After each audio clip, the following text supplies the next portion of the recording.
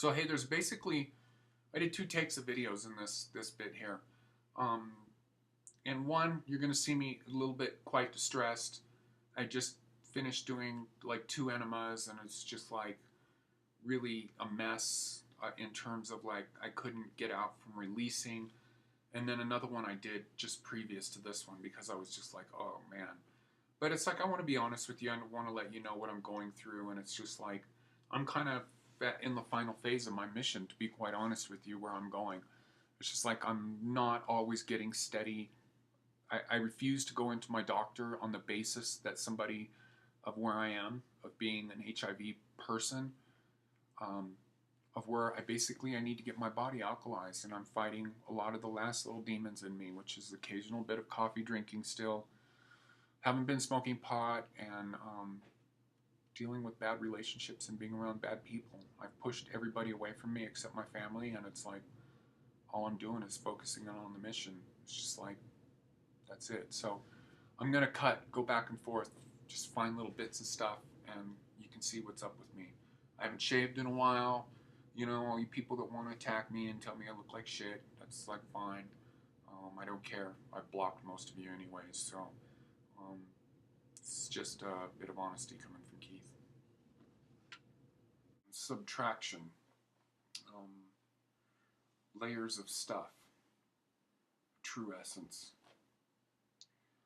When I first fell in love with David Wolf, which would be in, I guess,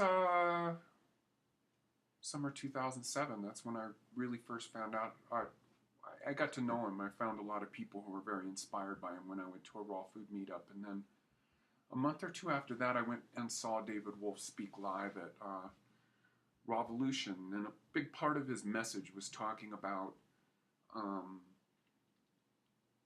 was talking about that most of the getting your life together and getting healthy was all about subtraction, about the things that you take away.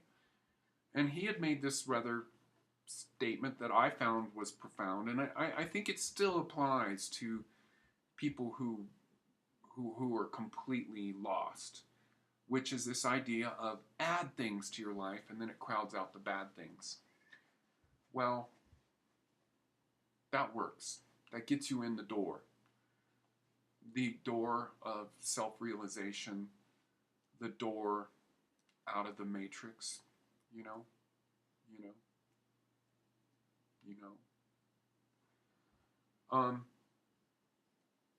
But now I'm faced with this world of maybe perhaps my own complacency of subscribing to that a little too much for years.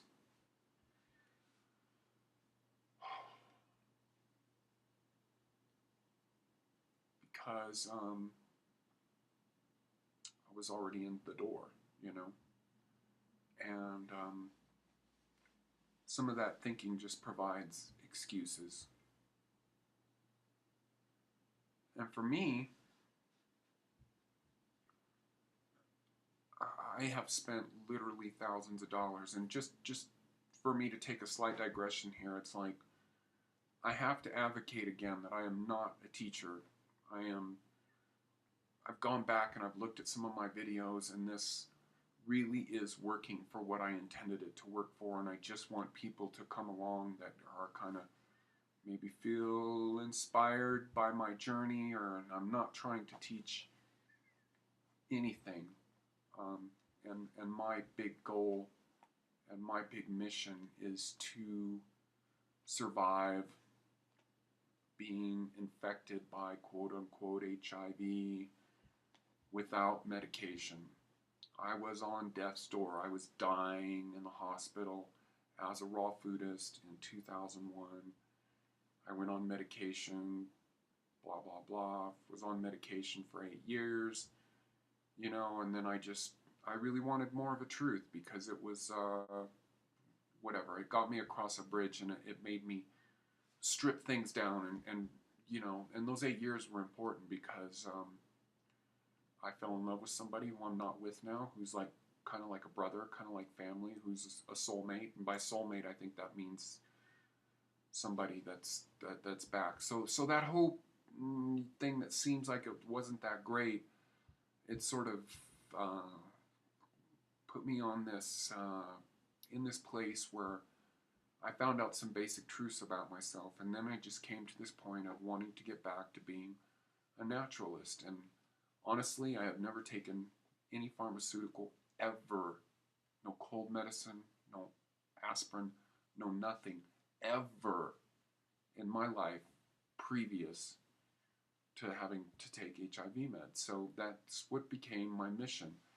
And so, especially in 2009, in around December, after I broke up with my longtime partner, and I was really getting in with Truth Calkins of like taking a lot of trips down to Erewhon. I'll tell you, for a few months there, I spent thousands of dollars, and this is when my HIV status changed, which, whatever it did, and this is the place where I just go, I know the American medical, the Western medical system is bullshit. They don't know what they're talking about, because there's a lot of speculation, and I'm trying to get away from this sort of surface politics of HIV and just get down with my body healing itself and not making excuses. So whatever I did created a thing where those tests don't work. However, come that later summer, I actually did and I did that first test where away from my doctor because I'm collecting pensions and stuff, and I just didn't know what was what. If all of a sudden, no, you're healthy now, so it's just said, like, I knew I wasn't completely healthy, although I'm finding health in different ways, and true health is such a relative thing. So that was a long digression. Getting back to the point, I spent thousands of dollars, and now I'm getting into a thing which is sort of a basic Hippocrates thing, or a basic raw food, old raw food beliefs, which is more about the live food factor, which is, this is something you can't sell, because it's about eating live food, not raw food. Raw food is dead food, like a dead animal on the road is raw, but it's dead. So I've been juicing a lot, juice fasting, and then doing the unpleasant, what people don't talk about. In the days of reading any old school raw food book, whether it was Anne Wigmore, Victor Kovinskas, various people who had survived and healed cancer, was, about doing the work down in the other hole down there, the one that nobody likes to talk about, doing enemas, doing colonics all the time of, it's unpleasant work. It's the subtraction, and you talk about unpleasant. I am not in the best mood right now. It's like all that I'm doing is sitting at home and just doing that. I'm trying to take one class at a junior college with trying to keep inspiring that artist part about me, but basically what I'm doing is drinking juice, blending foods, and cleaning out, and taking herbs, and not fancy dragon herbs. I'm taking stuff from dragon herbs. I'm taking mushrooms here and there, but I'm really just, what can I say except that I'm getting these insane results where I'm just like, it's like that whole analogy of digging a well, and the murky stuff that's down there. It's like, man, when you start in on that stuff and start taking these herbs, and my liver was a wreck, and I was told that originally by George Lamoureux when he did a TCM diagnosis on me with the pulses in the tongue and just said, your liver's a wreck. And then I had a psychic tell me that, and maybe I wasn't ready to go where I am right now, but I'm there, and I'm telling you, man, my body is pushing stuff out, and it's just like, I am easily somebody that could say, oh, I don't really need to detox. And I'm telling you, if you're alive today on this planet, in this dimension, in this universe, you need to detox. like for real detox, not like Giuliano detox. And I'm talking about some of the videos where he says if you're on a raw food diet, you're on a detox diet, and that's true. But that it's just surface, you know. And I really think these times that we're in are um,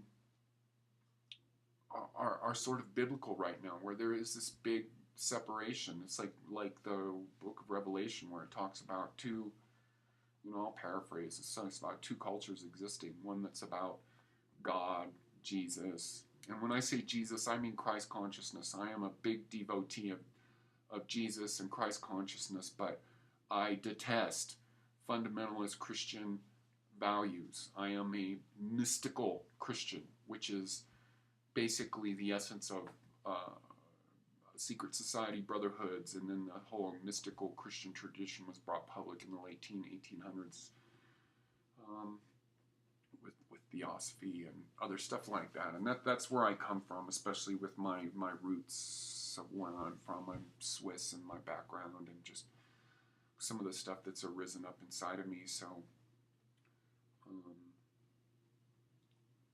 what I'm talking about is this division in the world of people who are in the matrix, who are not really at the essence of what it is to be human, to connect with God, to connect with your pure energy, to connect with truth, that just are scared, you know. And I'm not saying I'm not scared right now, because I am, big time.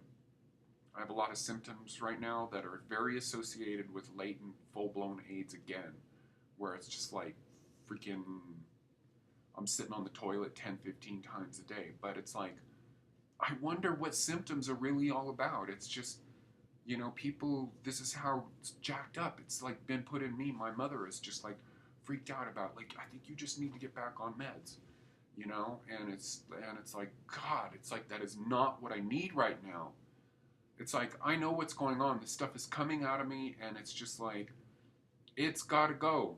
It's got to go for my body to start work, and for my body to be pure light as what we really are. So what I'm saying is just that, you know, the place I'm getting results from is from not spending a lot of money. Not that I'm spending less money, but I'm like, what's really I'm all about right now is the juicer and lots of greens, and not eating like regular food, so that my elimination channels can work, you know.